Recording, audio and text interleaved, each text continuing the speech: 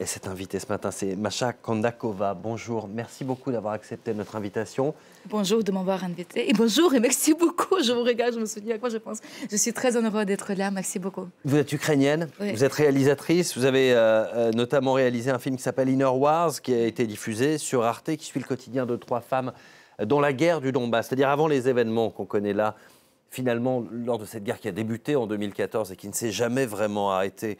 D'abord, vous avez vu ces dernières images d'Ukraine dans le journal. Qu'est-ce que cela vous évoque? Ces coupures d'électricité, cette population qui est prise dans le froid aujourd'hui. Oui, mon père, il est toujours à Kiev. En mois de mars, je repatriais ma mère et ma soeur parce que les éclats, les obus sont arrivés très très proches de l'appartement où ils habitent dans le nord de Kiev. Évidemment, ça me brise le cœur parce que c'est sale.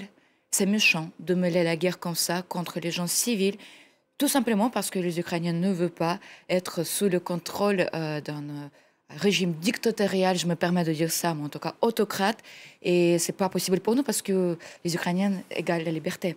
Et on défend aujourd'hui avec le prix énorme que les Ukrainiens payent tous les jours pour défendre les valeurs qu'on partage tous. Et avec une mobilisation assez incroyable, c'est-à-dire que les gens ont commencé à fuir les combats au début. Aujourd'hui, les Ukrainiens reviennent sur place. D'autres ont même fait le choix de rester, y compris dans des zones de conflit. Comment est-ce que vous expliquez cette attitude des Ukrainiens? Par exemple, mon père, il a refusé de partir. Il a 70 ans, c'est un physicien, professeur à l'université. Il a dit qu'il faut que sa femme, donc ma mère et ma sœur, partent parce que c'est la seule manière comment il pourrait les protéger. C'est sa maison. Pourquoi elle devrait partir? Il faut que c'est l'ennemi qui part de notre territoire, de notre sol ukrainien. Je peux comprendre très très bien. Honnêtement, moi, j'ai voulu rentrer, retourner à Kiev. Et je le fais en mois d'août. Ouais. Mais je voulais retourner tout de suite après l'invasion du 24 février. Mais c'est mon film, Inner Wars, qui a été projeté au Silencio de Près, au cinéma, grâce à Arnaud Frisch, qui m'a donné cette opportunité que j'étais arrêtée ici parce qu'on m'a donné la parole pour sortir sur le plateau et parler de ce que vit ma famille, mes amis, mais aussi des femmes combattantes qui sont toujours à la ligne de front. Et aujourd'hui, il y en a beaucoup plus qu'à l'époque quand je suis allée à la ligne de front de cette guerre moins connue, presque invisible. Je commençais les tournages en 2017 et je poursuivais pendant 3 ans pour suivre ces femmes combattantes. Et pourquoi c'est nous qui devrons partir? Évidemment, c'est la mesure nécessaire et je voudrais remercier sincèrement les citoyennes, citoyens français et françaises pour votre accueil, l'aide, pour tout ce que vous faites, parce que c'est grâce à vous qu'on a l'avenir, d'une certaine manière, parce que vous avez sauvé les femmes avec les enfants. Et pour moi, les enfants, c'est l'avenir. Et les hommes, eux, en âge de combattre, sont d'ailleurs obligés de le faire et restent en Ukraine. Vous l'avez dit, les femmes ont une part de plus en plus importante dans ces forces ukrainiennes, près de 20% aujourd'hui. Comment est-ce que vous l'expliquez?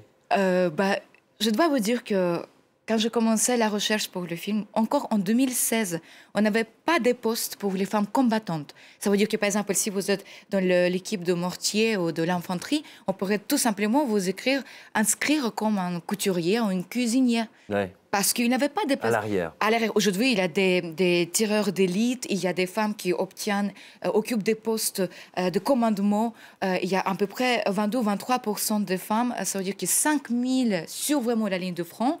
Moi, je suis toujours en contact avec un de mes personnages. Son surnom, c'est la sorcière. Elle s'appelle Olena Lubinetska, qui est à côté de Bakhmut. Et elle me tient à jour de tout ce qui se passe là-bas. Elle me raconte des petites histoires qu'on n'a pas l'habitude d'entendre. Mais ce qui est important, que toute l'Ukraine aujourd'hui, tous les Ukrainiens sont engagés dans cette guerre. Et n'importe quelle... Vous êtes une femme ou un homme. Mais ce qui est important, qu'à partir de 2016... notre ex-président, il a augmenté des positions pour les femmes combattantes. Et vous voyez que le nombre de femmes ont doublé. C'était l'effet et que, voilà, tout de suite a eu l'écho. Je pense que c'est... Voilà, les femmes sont très courageuses en Ukraine. Il y a un moment qu'une femme très connue, une femme qui s'occupe de la foyer, qui s'occupe de protéger la maison et la famille, mais ça, c'est ce qu'on a connu de notre folklore. Mais il y a aussi les femmes combattantes, qui est très très forte, qui existe depuis des siècles. En fait, pendant la Deuxième Guerre mondiale, les Premières Guerres mondiales, il y avait des femmes ukrainiennes qui s'est battues. Vous parlez de la situation à Bakhmut. Ouais. C'est en gros la principale bataille en ce moment. Elle se déroule dans des conditions particulièrement difficiles. Il y a des tranchées, des températures glaciales. Ouais. C'est une bataille qui s'annonce très longue et très compliquée. Je ne sais pas ce qui annonce. Vous savez qu'il y a beaucoup de surprises cette année. Hein. On a eu beaucoup de surprises. Et plus ou moins le timing de ce qu'annoncent les Ukrainiens, le gouvernement ukrainien, se tient la route. Tchou, tchou, tchou. Je dis ça parce que c'est de ma tradition. Et par exemple, je viens d'échanger avec la sorcière qui est à côté de Bakhmut, donc une combattante de l'élite de Mortier, qui m'a dit que des mois, les Russes envoient de plus en plus des hommes sur le sol pour se battre. Il y avait des démobilisés qu'on connaît au mois de septembre. Il y a des troupes Wagner. Il y a tout, elle m'a dit, tout ce que tu peux imaginer arrive de Russie, des ex-prisonniers aussi. Ils envoient tous les blindés, tous les missiles qu'ils peuvent aussi envoyer. Ils bombardent constamment, tout le temps, cette ville où je suis allée parce que c'était à l'époque, en 2017, 18 ou 19, c'était le moment où il y avait un endroit où il y avait le quartier général ukrainien. Après, ce n'est que la ligne de front.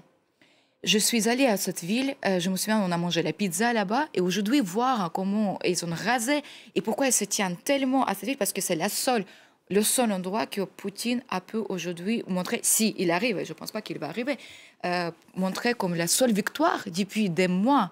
Ouais. Et les Russes reculent, mais elle m'a dit que même... par exemple, une information comme ça. Un soldat russe qui a été blessé, il peut reculer à la derrière ligne de front du côté russe. S'il n'est pas blessé, il revient parce que c'est chaud, parce que les batailles encharnées, qui est très très fort. Il sera buté par les soldats russes, par les mêmes. S'il ne retourne pas combattre. S'il retourne, s'il n'est pas blessé. S'il est blessé, oui, il peut reculer et retourner. Donc, en gros... Qu'est-ce que ça annonce? Ça annonce que les Ukrainiens vont continuer avec l'aide de soutien de pays occidentaux. Et c'est pour ça que chaque fois, il y a la première ministre qui est venue récemment à Paris, il a parlé, et aussi notre président, et notre peuple. Je peux vous dire, quand je demandais à Olena, la sorcière, qui est la combattante, encore je répète, à côté de Bakhmut, je lui ai dit, aujourd'hui c'est tellement compliqué, parce que c'est l'hiver qui est arrivé. Ouais. Elle me dit, Macha, il fait chaud, il fait froid, on a besoin des armes, on a besoin d'avoir avec quoi se battre, parce qu'elle m'a dit, il y a plein de drones, il y a plein de missiles qui tombent tous les jours, mais des milliers d'obus. On ne peut pas aller avec les mains vides contre ça. Et heureusement, merci beaucoup, je souligne, merci beaucoup pour toutes les aides que vous nous donnez, mais pour soutenir et pour les repousser, je veux dire, les Russes repousser de notre territoire, il faut le soutien plus solide encore. Et les Européens, ils apportent des armes, mais ils lancent aussi des appels en disant qu'il va falloir faire des concessions pour la paix, renoncer peut-être à des territoires. Quelle est votre réaction ? Mais bien sûr, personne ne veut cette guerre. En tout cas, de mes amis, de ma famille, quand on parle de ça, et même quand je parle avec cette combattante, je me dis, machin, mais qui veut la guerre? Imaginez, on en parle, et on vous parlez avec quelqu'un, dans une heure, cette personne n'existe plus. C'est extrêmement compliqué. Il a des pertes énormes. On connaît un tout petit peu, plus ou moins, combien de soldats sont blessés et morts de côté russe, mais je peux vous dire, ce n'est que mon point de vue, mais ça doit être un peu près pareil du côté ukrainien. C'est horrible cette guerre. À mon avis, bien sûr, il faut chercher la paix, mais sous les conditions que les Ukrainiens proposent. Parce qu'aujourd'hui, quand notre président, M. Zelensky, après que les Ukrainiens ont repris Kherson, il est arrivé sur le sol, sans avoir peur d'ailleurs. C'est pas comme Poutine qui se met juste dans la voiture et on ne sait pas encore, sur le point de Crimée, on ne sait pas encore si c'était son double ou si c'était lui, ou quand est-ce que ça a été filmé. Lui, notre président, M. Zelensky, n'a pas peur de rencontrer des combattants, notre défendeur. Et pour parler, première chose, c'était que nous sommes prêts pour la paix, pour le pays entier. Il y a déjà la liste, le 13 décembre, il y aura la conférence organisée, je pense qu'il y a 40, 47 ou 48... C'est la conférence des donateurs, oui, demain à Paris. Tout à fait, très important. Monsieur le Président Macron a déjà eu l'appel téléphonique avec Monsieur le Président Zelensky pour mettre à jour et organiser cette conférence qui est très importante. On cherche la paix, mais c'est les Russes qui doivent accepter Poutine et son régime autoritaire, je me permets de dire dictatorial, qui doit accepter de partir de notre sol. Il faut comprendre que c'est un État terroriste. il faut savoir comment négocier avec une personne pareille. Aujourd'hui, au XXIe siècle, on est au milieu de l'Europe. Il y a la guerre que l'Europe n'a jamais vue depuis la Deuxième Guerre mondiale. Mais qu'est-ce que c'est ça? Il faut... Qui a... Excusez-moi, juste un mot. Vous interrompre. Oui, mais juste un mot. Qui ose de casser le colonne vertébrale de ce régime? C'est les Ukrainiens. Donc, merci pour vos aides et solidarité, mais il faut qu'on soyons ensemble jusqu'au bout. Et merci à vous d'être venu sur ce plateau. Masha Kondakova, je rappelle le nom de votre documentaire Inner Wars qu'on peut retrouver chez nos confrères d'Arte, notamment en replay. Merci beaucoup. Merci beaucoup. Et merci à vous d'avoir choisi France 24. Merci.